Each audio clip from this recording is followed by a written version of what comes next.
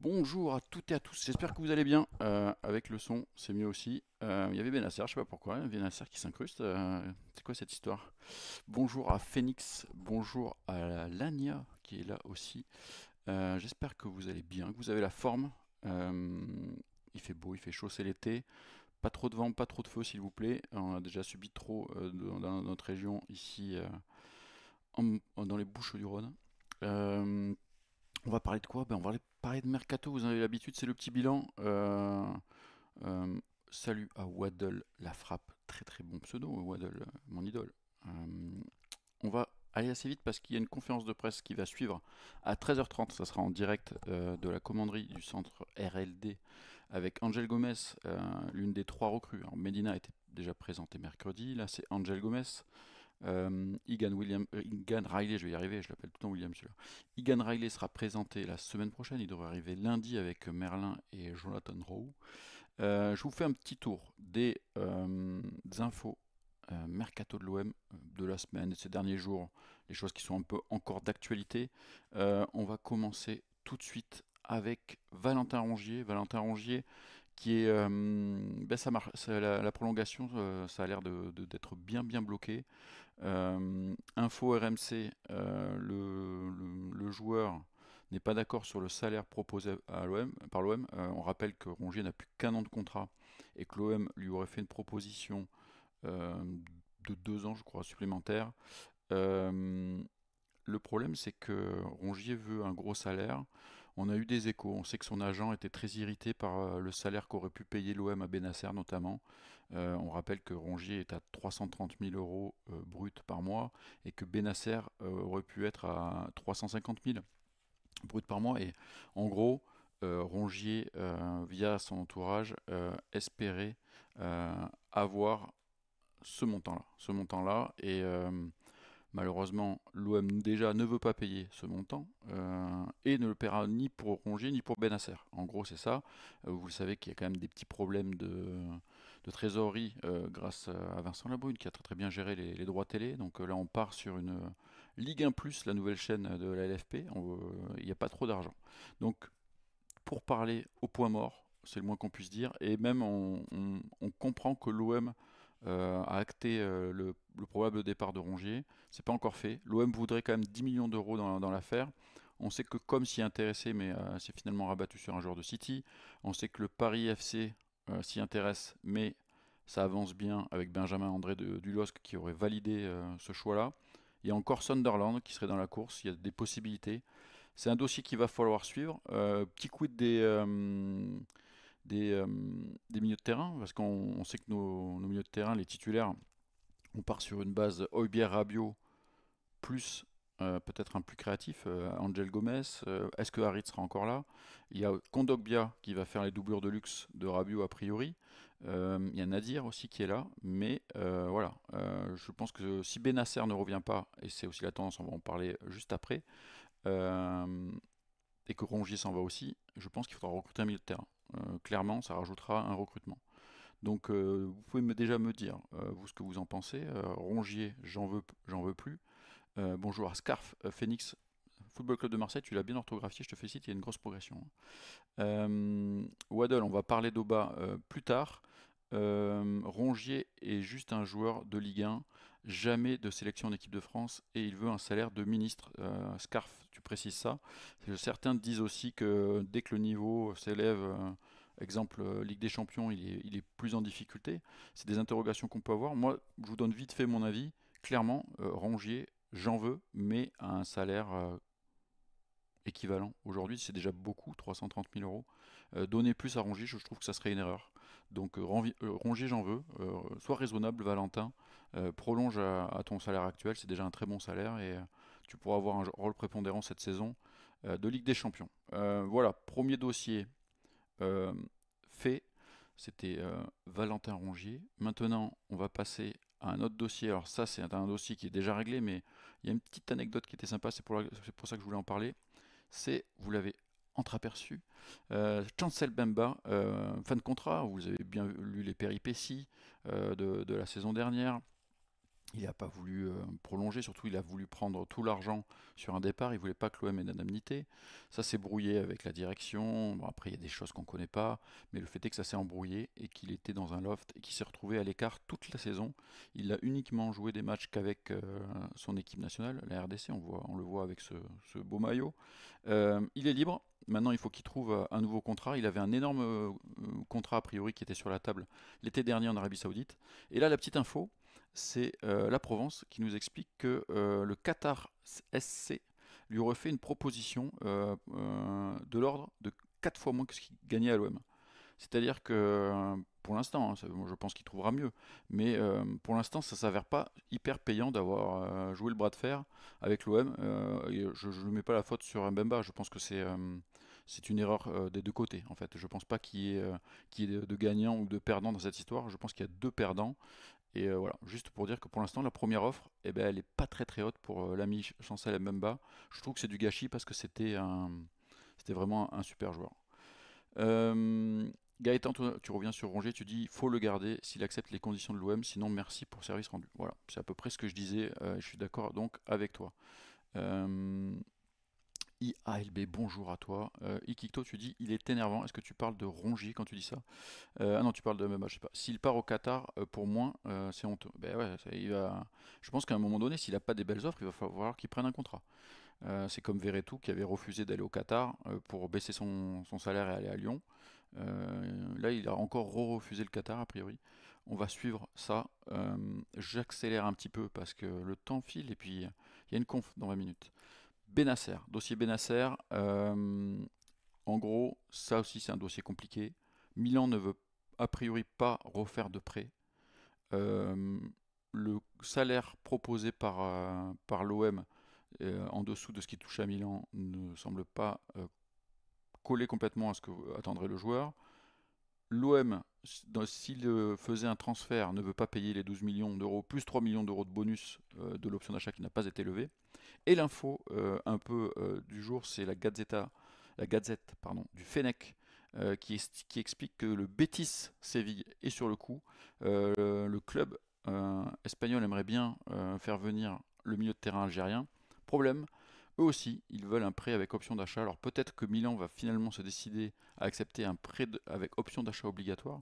On voit que c'est un petit peu à la mode. L'OM est vachement là-dedans et il l'a fait avec Medina notamment.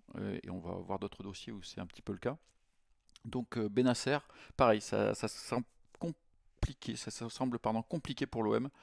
Pas sûr qu'on le reverra la saison prochaine. Au moment où il arrive en l'hiver dernier, j'étais sûr qu'il allait rester. Là, franchement, plus ça va, plus je me dis qu'il restera pas. Allez, dernier dossier dans la catégorie départ, c'est Azzedine Ounahi. On le sait bien, il a fait une bonne saison au Pana, mais le Pana n'a pas les moyens de le recruter. Il pourrait monter jusqu'à 9 millions d'euros, ce qui serait un transfert historique pour ce club-là, mais l'OM veut plus. Selon plusieurs médias turcs, il y avait déjà Fenerbahçe de Mourinho qui était sur le coup.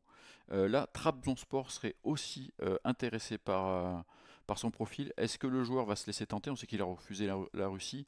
Le Spartak va-t-il partir en Turquie? C'est une question qu'on peut se poser. L'OM attend 12 millions d'euros dans ce dossier. Je pense que le joueur partira et le joueur trouvera un club. Il sort d'une bonne saison, il est sur une bonne dynamique, il est international marocain, donc il n'y a pas de raison qu'il ne trouve pas de club. Allez, j'ai liquidé les possibles départs euh, en 10 minutes. Il me reste 20 minutes pour faire les possibles arrivées. Il y a un peu plus de joueurs et on pourra pouvoir développer un peu plus. On va commencer par... c'est la grosse info de ces derniers jours, c'est Pierre-Emerick Aubameyang qui pourrait être une solution en attaque pour venir aider, épauler l'ami Guiri. Aubameyang, c'est chaud. Information Fabrizio Romano d'hier soir. La résiliation avec Al-Qadissia. Je progresse sur les prononciations. Euh, et dans les tuyaux, ça paraît bien enclenché, ça devrait être officialisé. Discussion avec l'OM, possibilité concrète de le voir revenir. Le seul euh, petit détail et pas des moindres, c'est le salaire. Il va falloir que Koba fasse un effort salarial.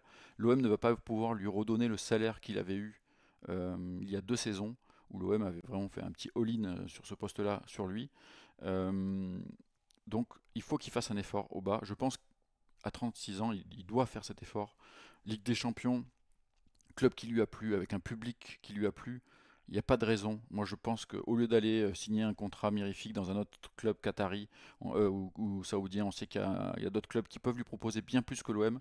Il peut venir à l'OM, vient à l'OM à un salaire raisonnable. C'est un peu le message qu'on a envie de lui dire à l'ami euh, Pierre-Emerick Aubameyang. Comme tu dis, Scarf, il faut qu'il baisse son salaire. Objectif, toi tu dis non, pitié, pas Obama. Euh, c'est mitigé du coup.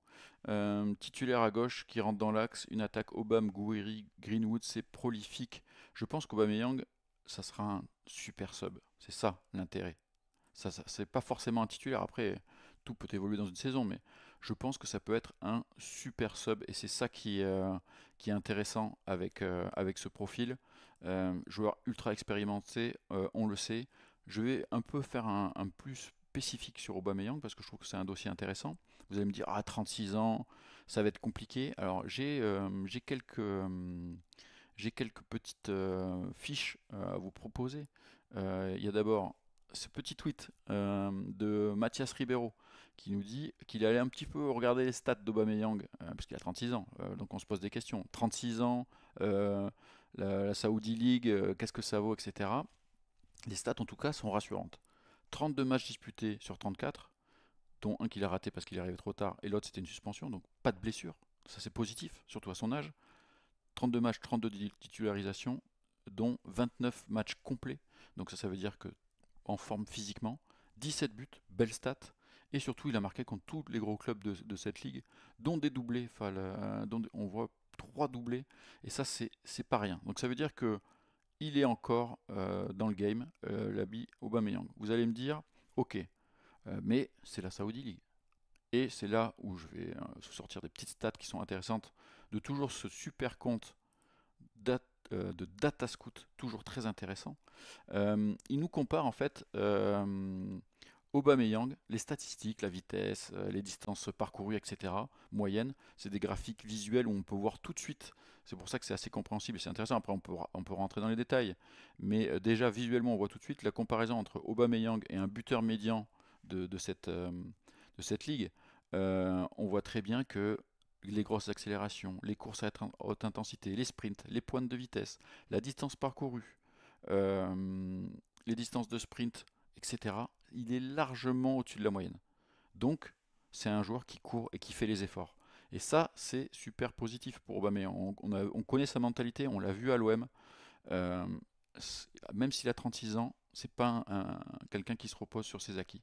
Allez, dernière petite comparaison pour un peu rappeler que c'est quand même de la Saudi League. Ça aussi, c'est intéressant.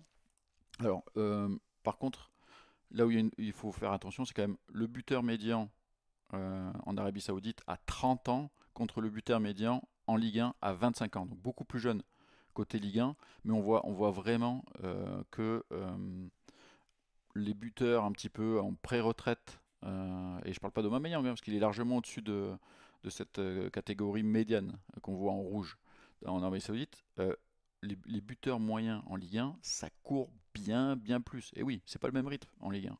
Donc là, c'est parlant. On voit bien tout de suite l'énorme différence. J'ai même pas besoin de faire le détail. C'est beaucoup plus partout. Que ce soit grosse accélération, petite accélération, course, sprint, distance, etc. On voit bien la grosse différence qu'il y a entre la Ligue 1 et l'Arabie Saoudite. Mais ça, franchement, est-ce que c'est une surprise pour quelqu'un? Je pense pas. Moi, je voulais juste mettre ça en perspective et je me dis que Aubameyang, s'il fait des efforts, c'est ça la base du truc, s'il fait des efforts, c'est très intéressant de l'avoir. Et même si le rythme est moins bon en Arabie Saoudite, en remplaçant, parce que c'est ça, il va arriver comme un remplaçant, ça peut être très intéressant. Son expérience pour la Ligue des Champions, pour être dans le groupe, pour faire des entrées, pour être titulaire par intermittence. Il ne va pas jouer 2 matchs par semaine, Aubameyang à 36 ans. Mais c'est intéressant, je trouve, comme possibilité, à condition, je le redis, je le re-redis, qu'il baisse son salaire. C'est le nerf de la guerre. Euh, Lania, tu nous dis, avec l'arrivée de Medina, arrière gauche, Aubameyang à gauche, ça serait le complément parfait pour faire un ailier gauche. C'est intéressant, effectivement, avec un vrai défenseur, avec Medina à la Heinze dans son couloir. Ça, bien sûr, ça sera plus efficace. Euh, Scarf, tu dis que il a une voix importante dans le vestiaire. Jack, tu dis au bas, je comprends pas comment il peut nous refuser. Il est au top toutes les stats de course à haute intensité. Il est le numéro de record vitesse de Saudi Pro. Ça, c'est Lania qui nous dit ça.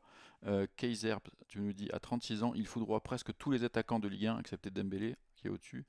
Expérimenté, toujours aussi athlétique et rapide. Bon dans le jeu, sans compter les stats. À voir s'il veut un petit salaire. C'est ça, c'est le nerf de la guerre. Aubameyang vient à l'OM avec un salaire raisonnable. T'as fait beaucoup d'argent pendant un an. T'avais déjà fait beaucoup d'argent avant, mais là, t'as fait beaucoup d'argent pendant un an. Viens jouer au foot, viens te régaler avec un beau public. Je pense que c'est un peu le message qu'on peut lui envoyer. Moi, franchement, Aubameyang, je prends avec un salaire raisonnable. Un contrat de 1+1 avec un salaire raisonnable. Ce serait une très très bonne idée, je pense. En complément de Gouiri, parce que c'est ça, ça sera le complément. Donc ça, c'est intéressant. Moi, ça me plaît. J'en veux. J'en veux Aubameyang avec un salaire raisonnable. C'est la seule condition. Allez, deuxième gros dossier actuel. C'est un Brésilien. Il vient de Feyenoord. C'est Pechao. Igor Pechao. Ailier gauche, droitier. Qui va vite. Qui est plutôt intéressant. Les dernières infos, c'est que l'OM, selon RMC, alors par contre il y a beaucoup de différences sur les prix, mais selon RMC, l'OM aurait un accord avec le joueur, donc le joueur serait intéressé par cette possibilité. Euh, L'OM aurait fait plusieurs offres, alors c'est là où ça varie. Selon la Provence, selon d'autres médias, on parle d'une offre supérieure à 20 millions d'euros. L'équipe parle de 28 millions d'euros. RMC parle de 24 millions d'euros. Et ça, cette offre, qu'elle soit de cette fourchette large, a été refusée par Feyenoord. Car Feyenoord veut gagner du temps. Feyenoord estime que des clubs anglais pourraient venir mettre davantage que ce que peut proposer l'OM, qui n'ira pas jusqu'à 40 millions d'euros par exemple. Donc, Feyenoord gagne du temps en espérant euh, un plus gros chèque, tout simplement. Alors, ce que je voulais vous rajouter sur l'ami Pechao, c'est un article sympa dans l'équipe. Allez le voir sur l'équipe, il faut être abonné, on est abonné. Mais sinon, on vous l'a résumé en plus court sur le site Football Club de Marseille, sur les qualités et les défauts de Pechao. Et par rapport aux statistiques, un peu tout ce qu'il a fait la saison dernière. Et pour vous grossir le trait, en gros, donc c'est un petit gabarit, hein, je le rappelle 1m68, très provocateur, très dribbleur et très frappeur surtout. Donc il est côté gauche, il aime bien repiquer et balancer des patates. On sait qu'il a eu des grosses stats, 16 buts, 10 passes D. Mais surtout, c'est impressionnant le nombre de tirs. 80 tirs tentés, dont 40% dehors de la surface la saison dernière. Donc c'est assez dingue. Il a marqué beaucoup de buts de loin d'ailleurs, hein, si vous regardez un petit peu ses buts. Donc c'est un joueur qui frappe énormément au but et qui a eu une certaine réussite la saison dernière. Et ça, faut le noter. Je peux rajouter le petit visuel toujours de nos amis DataScout qui font vraiment du bon boulot, hein. On peut les retrouver sur Twitter. On peut voir que c'est un joueur qui, excusez-moi, voilà, qui tente beaucoup de dribbles, mais qui en réussit pas énormément.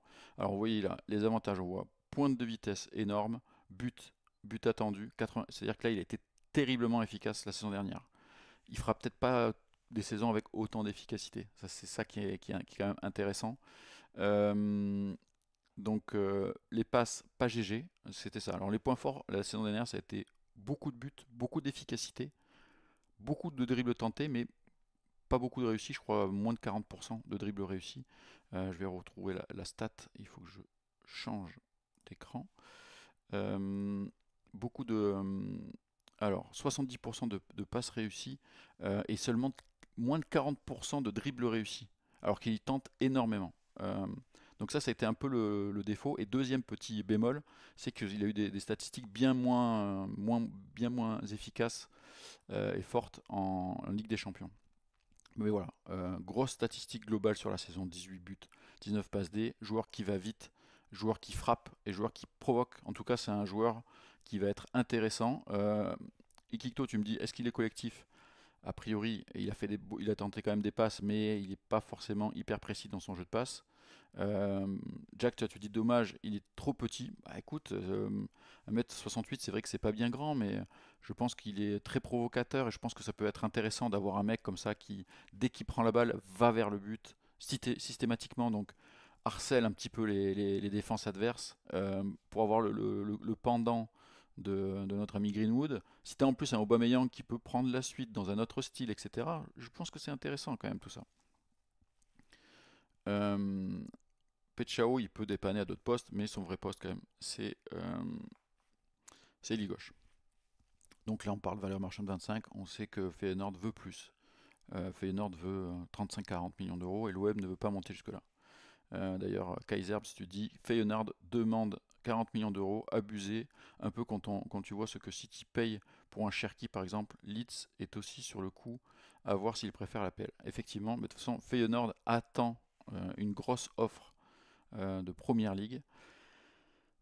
C'est ça qui va peut-être un peu compliquer les affaires de l'OM. Allez, pas de Chao, j'en veux, mais à moins de 30 millions d'euros. Est-ce que ça pourra se négocier? Et l'OM aimerait aussi encore un prêt avec option d'achat obligatoire. On sent que l'OM n'a pas beaucoup de moyens en cash. L'OM va pouvoir donner des salaires, l'OM va pouvoir construire une belle équipe, mais l'OM va essayer d'éviter de sortir trop de cash cet été. Ils avaient fait beaucoup d'investissements la saison dernière, et ça va peut-être un peu ralentir cet été. Allez, troisième dossier chaud, et celui-là c'est peut-être le plus avancé. Tac, Timothy Weah. Là, ça commence à devenir chaud. Selon plusieurs médias italiens, dont la Gazzetta dello Sport, tout est OK.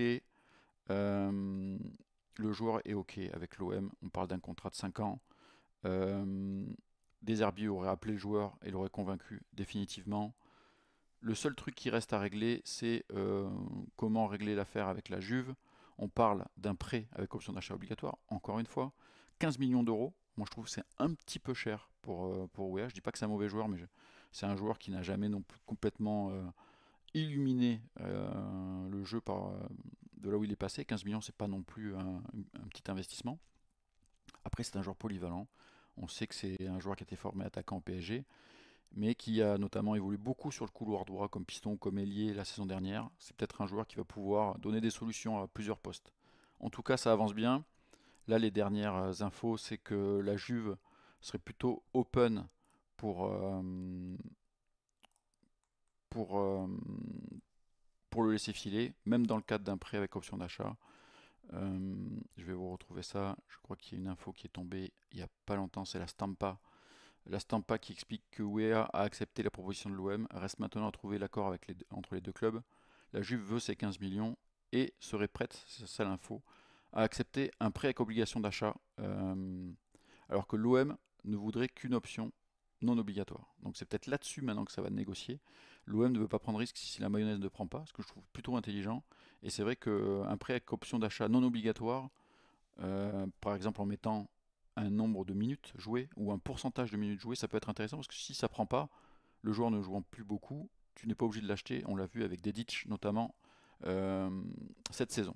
Donc Wea, moi j'en veux, mais j'aime bien l'option prêt avec option d'achat non obligatoire pour pas prendre de risques. C'est quand même 15 patates, c'est plutôt cher. Conf dans 5 minutes, tu as raison. Conradinho, je vais accélérer. Il reste plus beaucoup de dossiers. J'avais juste un petit visuel pour terminer sur ce dossier Wea. Euh, je vous le mets comme ça, on commente ça vite fait. Wea, euh, comparaison avec d'autres latéraux, mais le problème c'est que c'est un attaquant de formation, donc il a des qualités devant le but au supérieur à pas mal de latéraux, plutôt pas mal dans les dribbles réussis. Par contre, on voit qu'en termes de passes, c'est moins bien. Voilà. Valeur marchande 17, ça serait 15. Il a pas mal joué la saison dernière. Et le truc le plus drôle, en fait, je pense, toujours nos amis de Datascout qui font des visuels très, très sympas. Le mec, il peut jouer à tous les postes presque. Donc tout ce qui est côté et tout ce qui est pointe, en fait, tu peux le mettre partout. Alors, je pense que latéral gauche ou droit complet, c'est peut-être plus compliqué. Où il faut un système un peu particulier, comme des Herbie pour nous le faire, avec par exemple un Medina qui vraiment défend et lui qui joue le côté très offensif. Allez, dernière petite info, visuelle en tout cas, Hendrick, ça c'est une rumeur de El Chiringuito qui évoquait un intérêt de l'OM et du PSV. Pourquoi il y a un intérêt de l'OM et du PSV? Ben, tout simplement parce que il y a un petit Gonzalo Garcia qui a fait des belles choses avec le Real, même s'ils se sont fait taper par le PSG. Et du coup, la place d'Hendrick dans la rotation va peut-être être remise un peu en question. Le joueur n'a que 18 ans, on le rappelle. Et donc le Real serait susceptible de le prêter, un prêt sec sans option d'achat. Et l'OM serait a priori un club en tout cas qui s'est au moins renseigné sur le profil. Est-ce que vous voulez d'Hendrick à l'OM? Est-ce que l'OM peut lui donner vraiment du temps de jeu? C'est un joueur qui a du talent mais qui est encore brut. Il y a encore pas mal de choses où il faut qu'il progresse. Donc je ne sais pas. Je ne sais pas si c'est vraiment une bonne idée. Allez, je vais terminer, parce qu'il reste 2 minutes avant la conférence de presse de l'OM. Hendrick, donc moi je suis mitigé. Euh, il y a deux petites infos que je voulais évoquer vite fait avec vous. Les défenseurs centraux, selon l'équipe, Aguerd reste la priorité numéro 1 parce qu'on n'a pas parlé de ce poste, mais avec l'ailier gauche, c'est le poste le plus recherché, central gauche. Donc Aguerd, priorité numéro 1, mais on a encore Laporte qui sera encore un nom possible, Vega, le joueur le portugais de Chelsea, et Ndika. Ndika, on en avait parlé, le joueur de l'AS Roma, mais ça coûte très très cher. Euh, Aguerd, on valide, bien sûr, on valide Aguerd. Oui, il est blessé en ce moment, Hendrik Taz. Et enfin, dernière petite info, et on terminera là-dessus. Selon le Gazzetta, Naples veut 40 millions d'euros pour Raspadori. Bon, ben merci, au revoir, on ne le prend pas. Je ne mettrai pas 40 millions sur Raspadori, personnellement. Voilà, je pense que j'ai été plutôt complet. J'ai essayé d'être efficace et de faire le tour. Il est 13h29. La conférence de presse de présentation, s'ils sont pas en retard, avec Angel Gomez va commencer dans 1 minute. Euh, Benjamin Courme sera sur place. Normalement, il devrait y avoir la vidéo sur la chaîne YouTube si vous ne pouvez pas la regarder en live de cette conférence de presse. Et cette vidéo aussi sera sur YouTube. Donc, likez s'il vous plaît, les amis. On a besoin de votre soutien. Commentez. Dites-moi dans la liste de tout ce que j'ai fait les joueurs que vous voulez ou que vous ne voulez pas. Je vais m'arrêter là. Je vous souhaite une bonne journée, bonne conf avec Angel Gomez, bon week-end. Et on se retrouve lundi pour l'apéro mercato. Comme d'hab, vous le savez, c'est comme ça que ça se passe sur Football Club de Marseille. Ciao, ciao.